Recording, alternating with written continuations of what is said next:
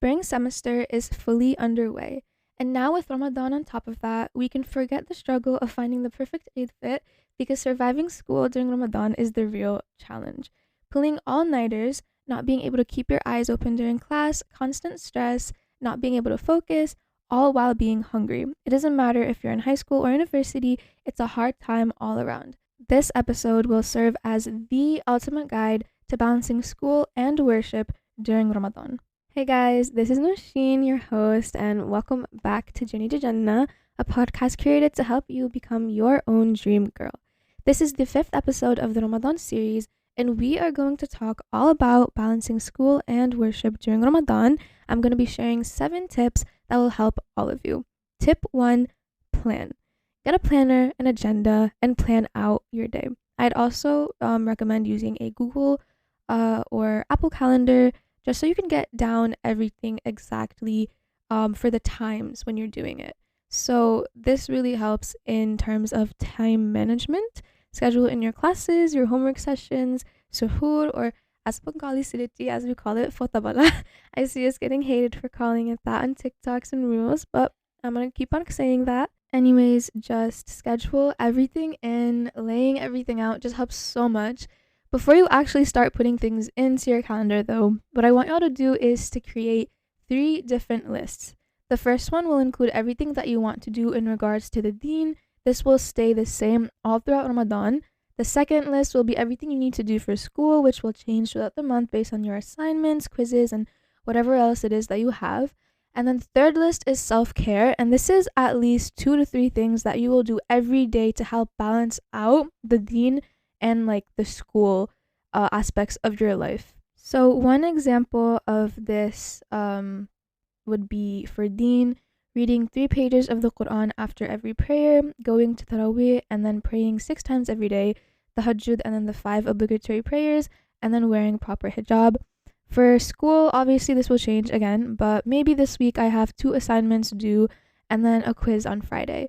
And then for self-care, get at least 7 hours of sleep at night and a nap during the day, and then go on a walk every day. Then you're going to take all of this and then you're going to use it to plan out your whole entire week.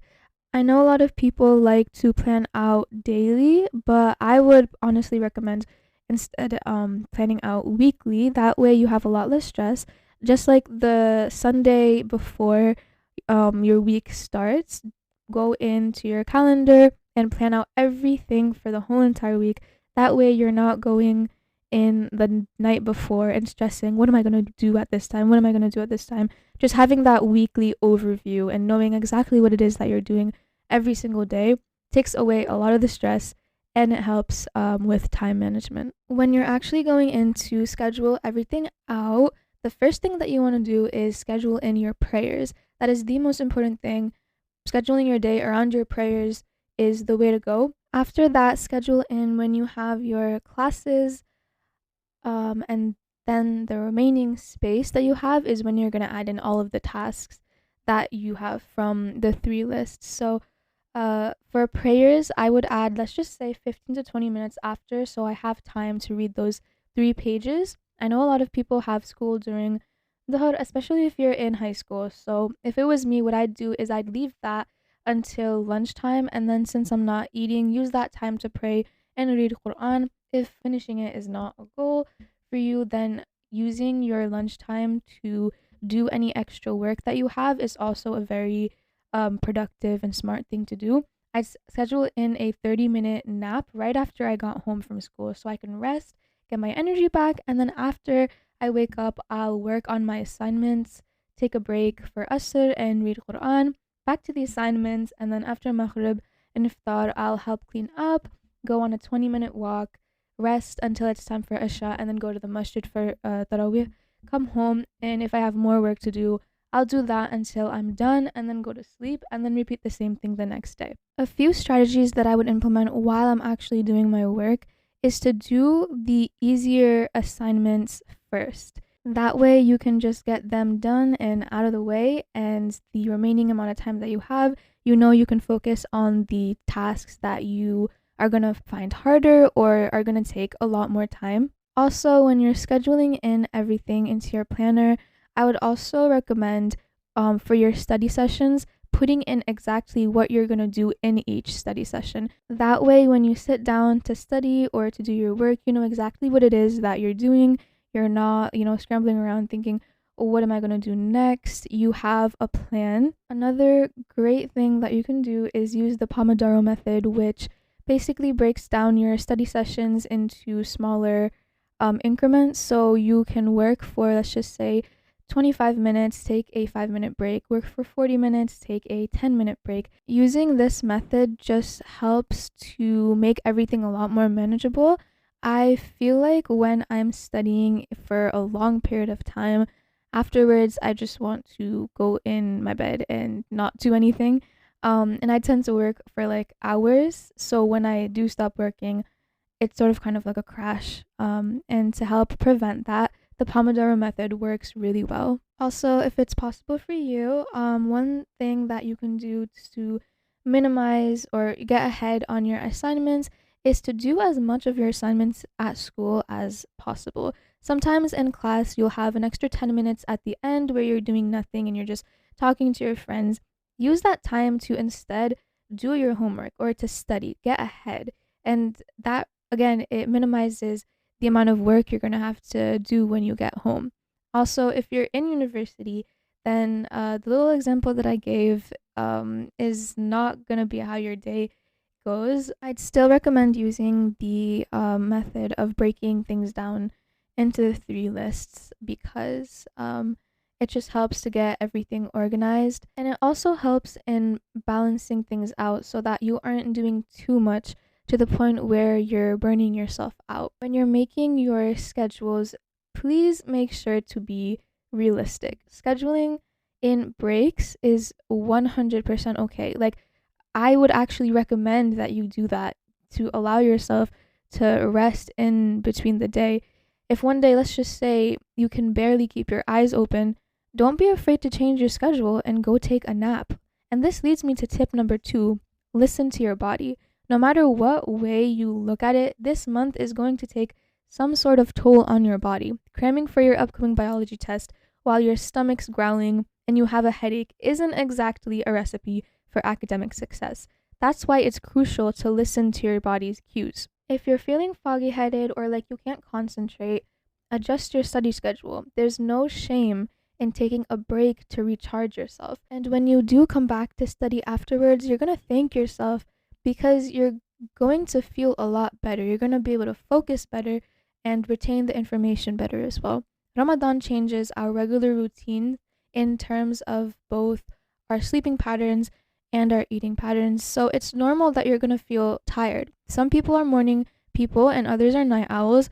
What you need to do is find your peak energy times and schedule your more heavy study sessions during these times so you can study more effectively. This can be right after suhoor or in the afternoon or after tarawih, whatever time works best for you. Use that to your advantage so that you can get some productive study sessions in. Just be aware of your body's natural rhythms and plan accordingly. Like if you're someone who hits snooze 5 times in the morning, please do not plan to cram for an exam at 3 in the morning. Do it the night before. Please get an adequate amount of sleep at night. If you don't, you'll have a hard time focusing and your energy levels are going to be so low. If you do plan on pulling all-nighters at some point, get some rest in during the day, get a nap in, and if your body is genuinely tired, again, listen to it and allow yourself to rest. Be kind to yourself. Listen to the signals your body is sending you and adjust your schedule accordingly. Tip number 3, properly manage your energy.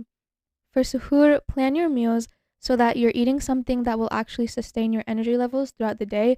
Instead of having a bowl of cereal, try to go for a meal that has carbohydrates, protein, and healthy fats that will release energy slowly so that you don't get tired early on. Same thing for iftar. Eat a healthy and balanced meal so that your body actually has what it needs to energize itself. And on top of that, don't eat too much. If you're going to do that, you're going to get yourself into a food coma, and that's going to make doing things after iftar super hard. Also, please drink your water. And no, I don't mean chugging a whole bottle 2 minutes before fajr. Like, actually drink water after iftar. Have a water bottle with you so that you can sip on it throughout the night so your body can stay hydrated. Dehydration is one of the leading causes of headaches And that is not something you want to deal with while you're studying. So please, again, drink your water. Tip number 4, make sure your intentions are in the right place. It's all about your intention. When you approach your studies with the goal of not just getting good grades, but also using your knowledge to benefit society, to contribute positively to the world, think about it like you're studying so that you can get a job and be financially secure, so that you can then worship Allah subhanahu wa ta'ala without having to worry about money. It becomes an act of serving Allah subhanahu wa ta'ala. So the next time you sit down to study, just take a moment to set your intentions and say, I'm doing this for Allah, and this will turn it into a form of ibadah. Tip number 5, communicate with your teachers. I know it may seem a bit scary at first, but teachers are extremely understanding of your life. They understand that you have things outside of school, so tell them that you're fasting and ask for any accommodations that you may need. When I was in high school, what I would do for gym is I would go tell my gym teacher, like, hey, I'm fasting. Is it okay if I don't participate or just walk around so I don't dehydrate myself too much and I can reserve my energy? And he would be perfectly okay with it. I promise you, it's like they're super understanding, and if they're not, you can always go to another teacher or a supervisor and try to get what you need that way. Tip number 6, change how you view balancing worship and studying. You have less time to study because you're spending more time engaging in acts of worship. That's essentially the mindset that we have when we say that we don't have enough time to study during Ramadan. And what you're doing is looking at it from a perspective of lack. And that's not how we should be viewing it. We should be seeing it as a blessing. It doesn't take away from other parts of our life, rather, it helps to enhance them. Through all of the different acts of worship that we do, we are practicing discipline, and we are also training our minds to be more focused, to be more concentrated on doing one thing. And this will then carry on to other parts of our life and have a positive effect on them. So with school, it'll help to make your studying more effective because you've been practicing discipline of that degree. So you're going to be able to focus more on whatever it is that you're doing. If you listen to this podcast a lot, you know I am a very big believer that your mindset determines everything. It determines how you view your life. And this is one of those things where you need to change your mindset to look at it from a perspective of abundance rather than from a perspective of lack. So change your mindset. It will honestly help so much. And then we have our final tip number 7, which is don't underestimate the power of dua and tahajjud. There are so many beautiful duas out there that are specifically for seeking knowledge or for making it easier for you. One of them is Allahumma la sahla illa ma ja'altahu sahla wa anta taj'ala al-hazana idha shi'ta sahla, which means, oh Allah, nothing is easy except what you have made easy. If you wish, you can make the difficult easy. Basically, what you're saying to Allah through this dua is you're asking Him to make studying easier for you. And you can find a bunch of more easy duas that you can say with a quick Google search. And if you don't know how to say anything in Arabic, then you can say something in your native language, even as simple as, Ya Allah, grant me knowledge and allow me to have a successful and focused study session. Don't underestimate what God can do for you. Do not underestimate what He can give you. Ask Him for His help, and He will help you. He will listen to you. If you have an exam coming up, pray tahajjud and ask Allah to help you do well on it. You have the power to be delusional here because tahajjud exists. Tahajjud duas truly do come true. And I also have a podcast episode on how to pray tahajjud. If you don't know how to, you can go check that out. Do your best and leave the rest in the hands of Allah subhanahu wa ta'ala. And I promise that He will never disappoint you. That brings us to the end of this episode. I hope all of you have taken something positive away from this and actually apply it into your life so that you can make the most out of this following month. Make sure to follow my Instagram for daily motivation and to just see my life. I'll have a link to that in the description. I'll also have a link to the Jannah website There are a few free resources like a weekly planner and a salah tracker that you can download and use. And then I also have a few Ramadan planners, a Notion planner. With that, assalamu alaikum, and I'll see you guys in tomorrow's episode.